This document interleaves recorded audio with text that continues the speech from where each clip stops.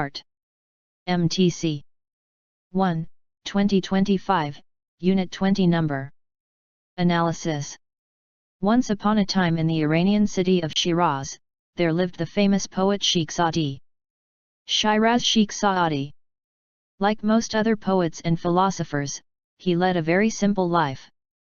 A rich merchant of Shiraz was preparing for his daughter's wedding and invited him along with a lot of big businessmen of the town.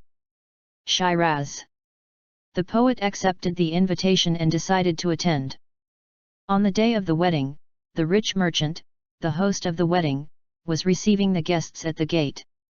Many rich people of the town attended the wedding. They had come out in their best clothes. The poet wore simple clothes which were neither grand nor expensive. He waited for someone to approach him, but no one gave him as much as even a second glance. Even the host did not greet him and looked away. Seeing all this, the poet quietly left the party and went to a shop where he could rent clothes. There he chose a richly decorated coat, which made him look like a new person. With this coat, he entered the party and this time was welcomed with open arms.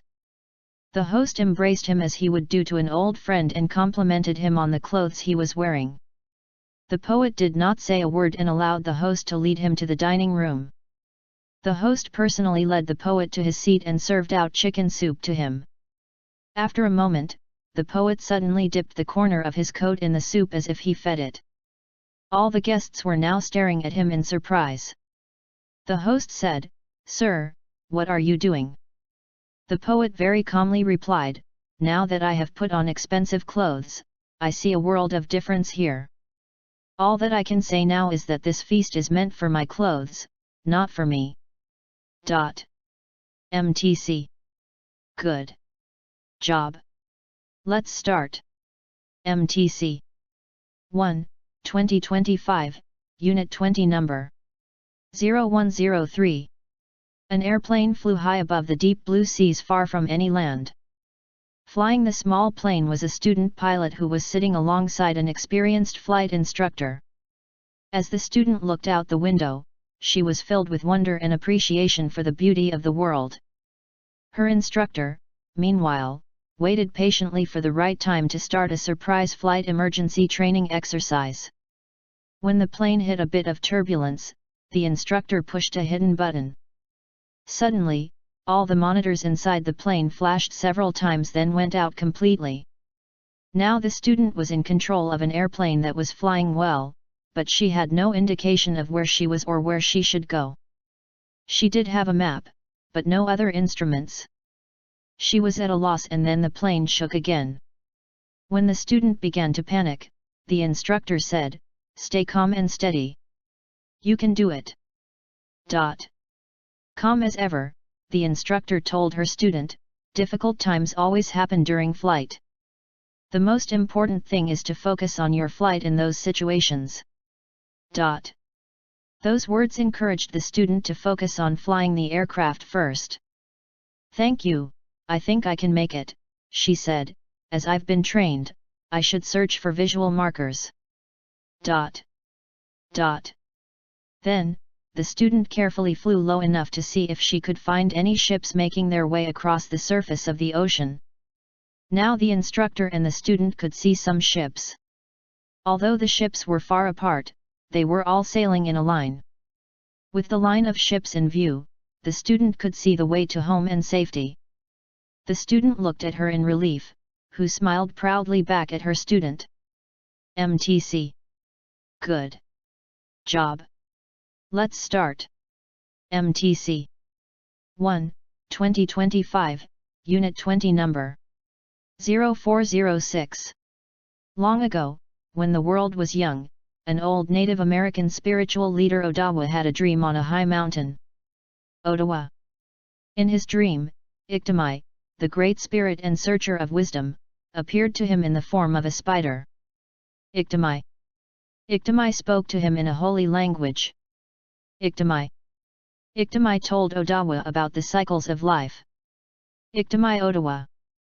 He said, "We all begin our lives as babies, move on to childhood, and then to adulthood. Finally, we come to old age, where we must be taken care of as babies again. Iktimai also told him that there are good and bad forces in each stage of life. Iktimai. If we listen to the good forces, they will guide us in the right direction. But if we listen to the bad forces, they will lead us the wrong way and may harm us, Iktimai said. Iktimai. When Iktimai finished speaking, he spun a web and gave it to Odawa. Iktimai, Odawa. He said to Odawa, the web is a perfect circle with a hole in the center. Odawa. Use the web to help your people reach their goals. Make good use of their ideas, dreams, and visions. If you believe in the Great Spirit, the web will catch your good ideas and the bad ones will go through the hole. Right after Odawa woke up, he went back to his village. Odawa. Odawa shared Iktimai's lesson with his people. Odawa Iktimai. Today, many Native Americans have dream catchers hanging above their beds. Dream catchers are believed to filter out bad dreams. The good dreams are captured in the web of life and carried with the people. The bad dreams pass through the hole in the web and are no longer a part of their lives. MTC. Good job. Let's start. MTC 1, 2025, Unit 20 Number 0709. There once lived a man in a village who was not happy with his life. He was always troubled by one problem or another. One day, a saint with his guards stopped by his village. Many people heard the news and started going to him with their problems. The man also decided to visit the saint. Even after reaching the saint's place in the morning, he didn't get the opportunity to meet him till evening.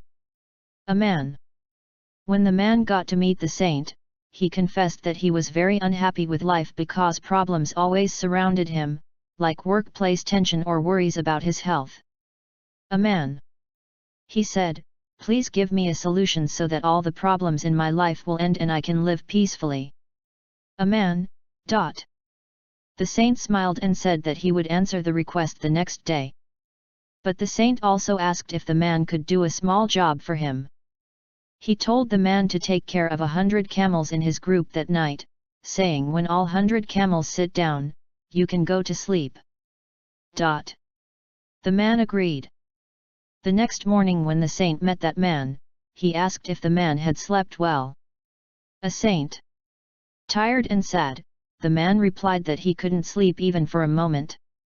In fact, the man tried very hard but couldn't make all the camels sit at the same time because every time he made one camel sit, another would stand up.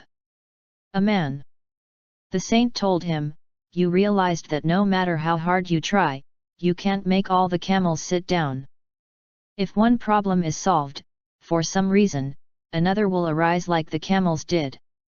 So, humans should enjoy life despite these problems. MTC. Good job. Let's start.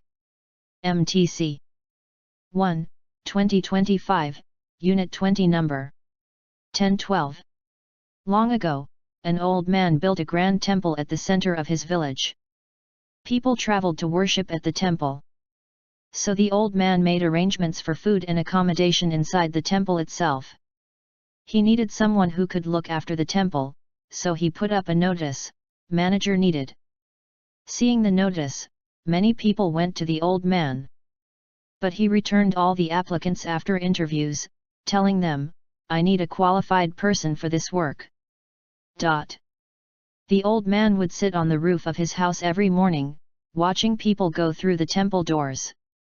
One day, he saw a young man come to the temple. When that young man left the temple, the old man called him and asked, will you take care of this temple? The young man was surprised by the offer and replied, I have no experience caring for a temple. I'm not even educated.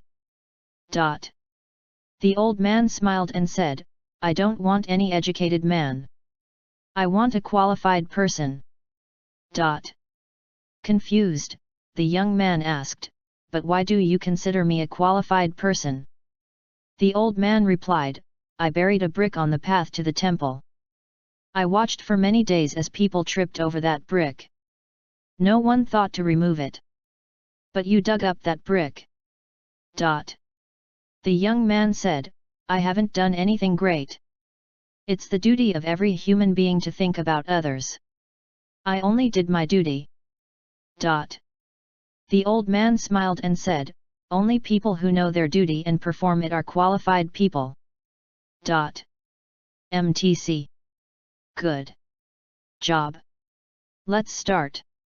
MTC 1, 2025, Unit 20 Number 1315.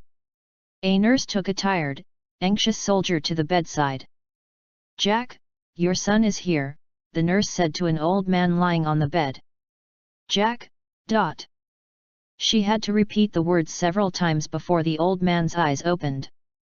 Suffering from the severe pain because of heart disease, he barely saw the young uniformed soldier standing next to him. He reached out his hand to the soldier. The soldier gently wrapped his fingers around the weak hand of the old man. The nurse brought a chair so that the soldier could sit beside the bed. All through the night the young soldier sat there, holding the old man's hand and offering him words of support and comfort. Occasionally, she suggested that the soldier take a rest for a while. He politely said no. Whenever the nurse came into the room, she heard the soldier say a few gentle words. The old man said nothing, only held tightly to him all through the night. Just before dawn, the old man died. The soldier released the old man's hand and left the room to find the nurse. After she was told what happened, she went back to the room with him. The soldier hesitated for a while and asked, "Who was this man?" She was surprised and asked, "Wasn't he your father?" "No, he wasn't. I've never met him before," the soldier replied. She asked, "Then why didn't you say something when I took you to him?" He said, "I knew there had been a mistake, but when I realized that he was too sick to tell whether or not I was his son, I could see how much he needed me.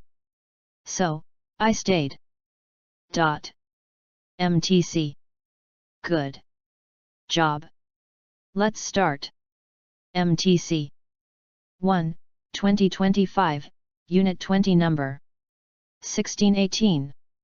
Once upon a time, there was a king who lived in a beautiful palace. While the king was away, a monster approached the gates of the palace. The monster was so ugly and smelly that the guards froze in shock. He passed the guards and sat on the king's throne. The guards soon came to their senses, went in, and shouted at the monster, demanding that he get off the throne. With each bad word the guards used, the monster grew more ugly and smelly. The guards got even angrier. They began to brandish their swords to scare the monster away from the palace. But he just grew bigger and bigger, eventually taking up the whole room. He grew more ugly and smelly than ever. Eventually the king returned. He was wise and kind and saw what was happening. He knew what to do. He smiled and said to the monster, "Welcome to my palace." He asked the monster if he wanted a cup of coffee. The monster began to grow smaller as he drank the coffee. The king offered him some takeout pizza and fries. The guards immediately called for pizza. The monster continued to get smaller with the king's kind gestures. He then offered the monster a full-body massage. As the guards helped with the relaxing massage, the monster became tiny. With another act of kindness to the monster, he just disappeared. MTC. Good job. Let's start. MTC 1, 2025, Unit 20 Number 1921. On my daughter Marie's 8th birthday, she received a bunch of presents from her friends at school. Marie ate. That evening, with her favorite present, a teddy bear, in her arms, we went to a restaurant to celebrate her birthday.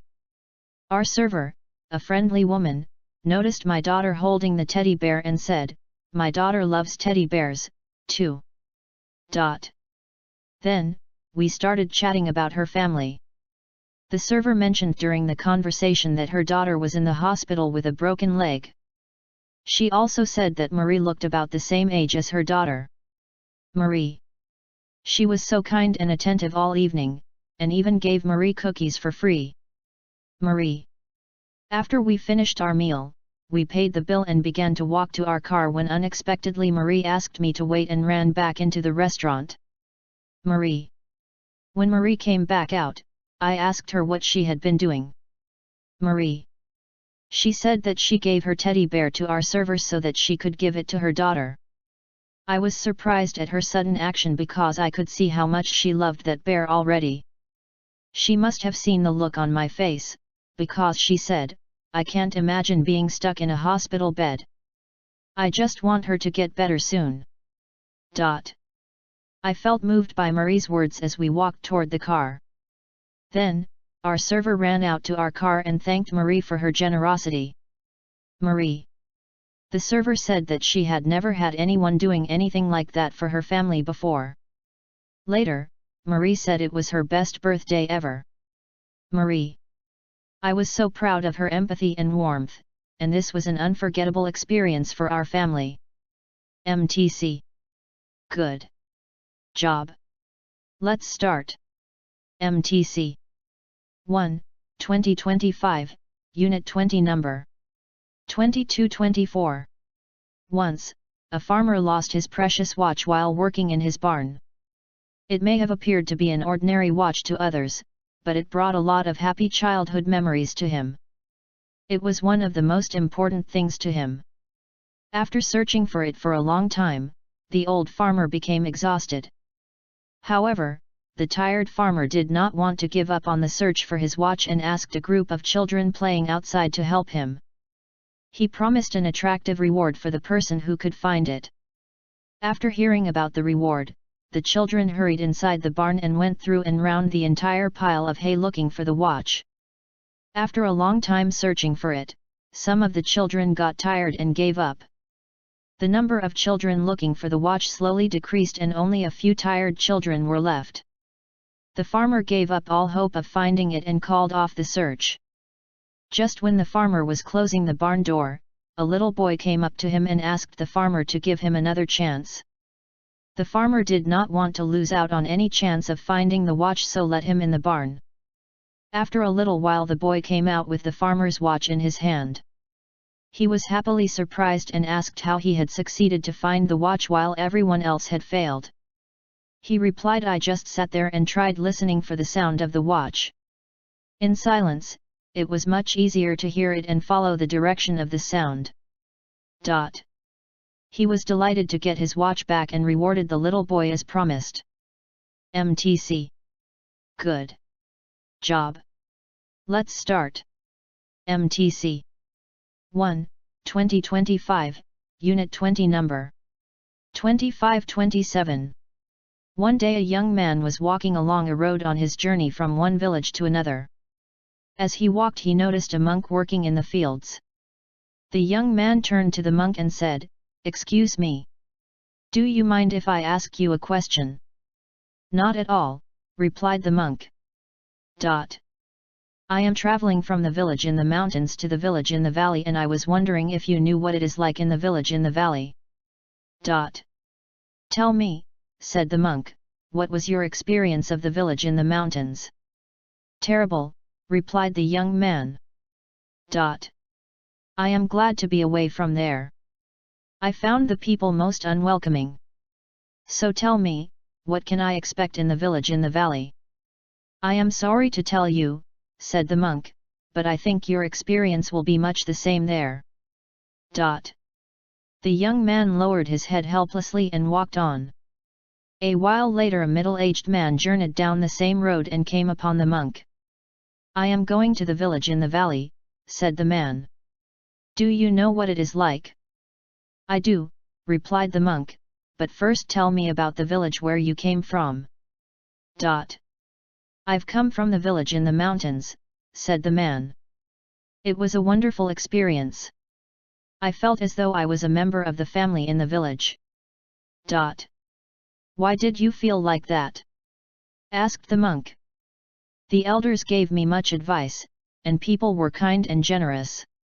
I am sad to have left there." "And what is the village in the valley like?" he asked again.